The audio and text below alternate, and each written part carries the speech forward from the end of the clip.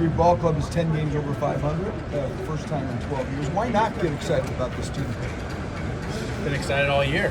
Yeah. So I think it's just now we're getting almost in the middle of the season, and there's expectation, which is good for us. That's what we're trying to have, and when you enter the clubhouse, I've said it before, you're expected to win. That's what our expectations are, and I think all the guys are buying it. But because of the nature of the sport, it's not football. There's so much baseball to go. There is in baseball a tempering sometimes of enthusiasm. Would you say that? No. We're excited every time we come to the field. So I mean, there's a lot more games than any other sport, but the expectation never, it doesn't matter if you go on a winning streak, losing streak, 10 games over, 10 games under, it doesn't really matter to us. We come to the field ready to prepare and hopefully win. What do you hope to get from Brian Holling tonight? He had 34 pitches last time, but he obviously hasn't started since the beginning of the year. Yeah, we've had him start, out of the bullpen, leverage situation to multi-innings. So I think, trying to get, 3-4 innings would be great. And kind of watch it with our eyes and see where he's at physically, and have conversation throughout the game and see where he's at. Skip, I don't know how much this matters to you, but how much do you think from the outside people are looking and say, man, the Marlins are good, even in town, say this team is playing well, 72 games in, maybe they're trying to figure out how much do you think that's part of this process?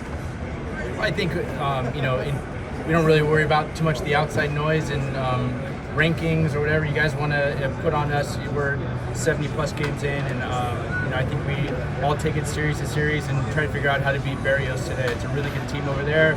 It's a long road trip, 3-city road trip. But guys were excited to come in today, a lot of energy. And as far as expectation or what people are saying around, it's still early. We're still a lot of games left to play, and as soon as you think you got this thing figured out, something will happen to you, and you'll get humbled pretty quick. So again, we're trying to take it game by game, and hopefully have a good homestand next 6 games. Skip, these guys have won 16 of the last 21. What's impressed you most, or what has maybe stood out to you most over the course of that stretch, and what maybe elements of the way the guys have played would you like them to carry forward in the season? The preparation's been the thing that stuck out to me the most, from our coaching staff to the players, going about it the right way. A couple tough losses in Seattle, and they come into Washington ready to play, and I think the preparation is what sticks out the most. I think it's not just Arias or Soler also. I think other guys are stepping up. We've had some injuries, with Jazz and Avi and some pitchers, and I think the game, I said before, the game doesn't stop for anybody.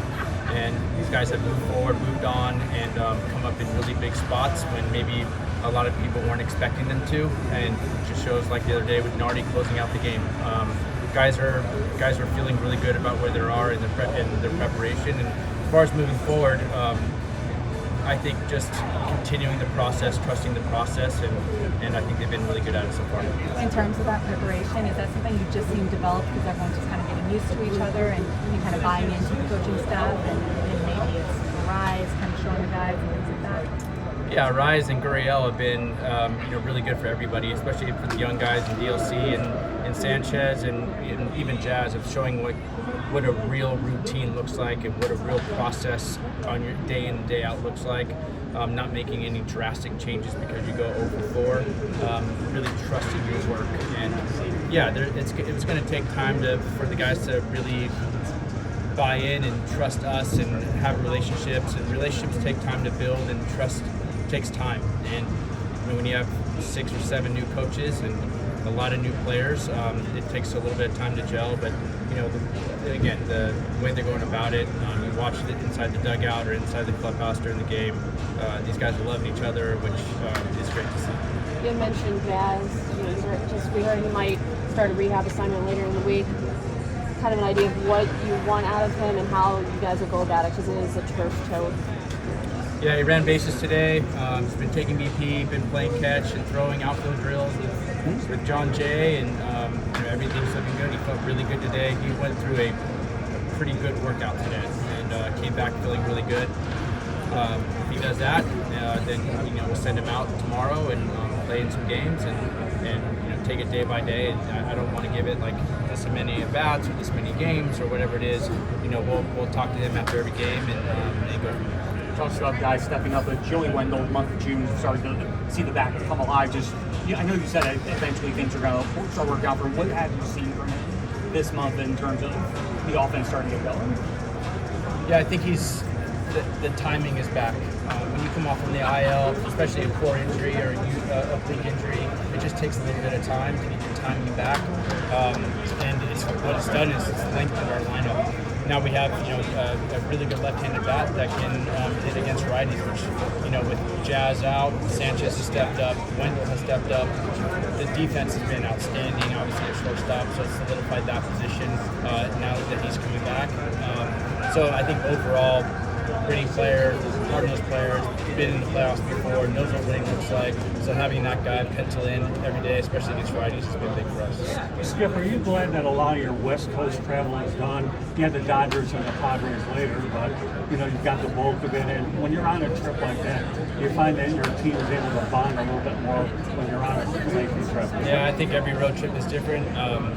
I think when you're on the East Coast and you're in Florida, you have these longer trips. That's just part of it. It's part of being a big leaguer. New York goes through the same stuff, and DC goes through the same stuff. So I don't take any stock in not going on the West Coast anymore. I personally like the West Coast because I'm in the West Coast because my family's all there. So.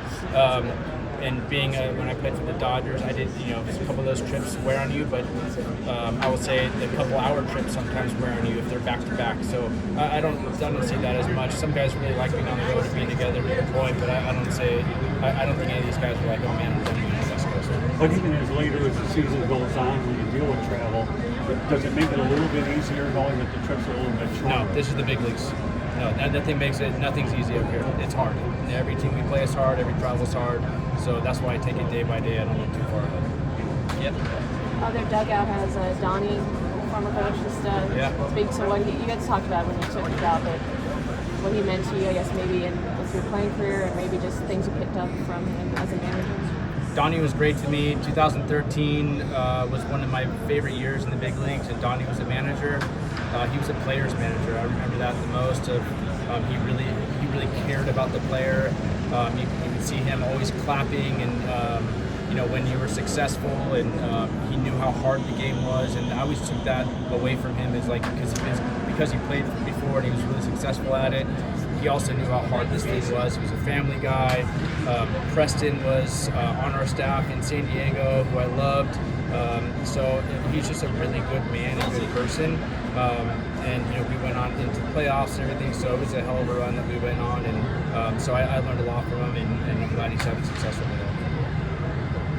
Thanks. Good.